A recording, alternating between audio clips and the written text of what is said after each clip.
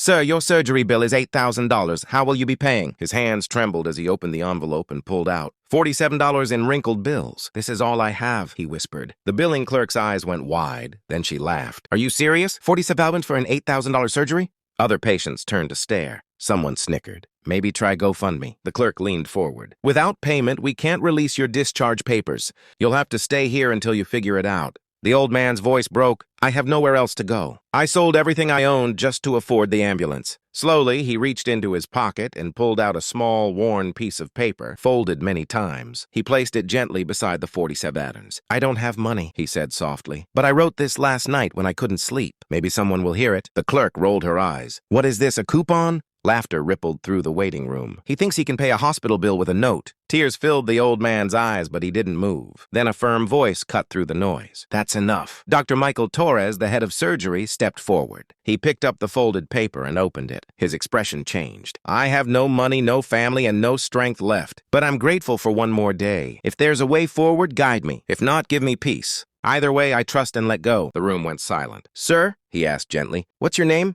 "Robert Martinez." Dr. Torres folded the note and slipped it into his pocket. "Mr. Martinez, your bill is paid in full," the clerk stammered. "But he only has 47. Dr. Torres pulled out his checkbook and handed it over. $8,000. Charge it to my account." Robert's knees buckled. "I don't understand. Why would you do this?" Tears filled the doctor's eyes. "3 years ago, I had no insurance and no money. A stranger paid my hospital bill and told me, 'When you can, pass it forward.'" He looked at him and said quietly, "You didn't pay with money. You paid with something most people lose when life gets hard." Robert sobbed as the doctor helped him sit down. "Keep your 47s, he said. "Buy yourself a good meal. You've been through enough." As he left with his discharge papers, the room stayed silent. The billing clerk stared at the counter for a long moment, then closed her eyes and whispered something she hadn't in years. A quiet prayer. If this story touched you, comment hope. Remember, hope never embarrasses anyone, and a little kindness can change a life forever.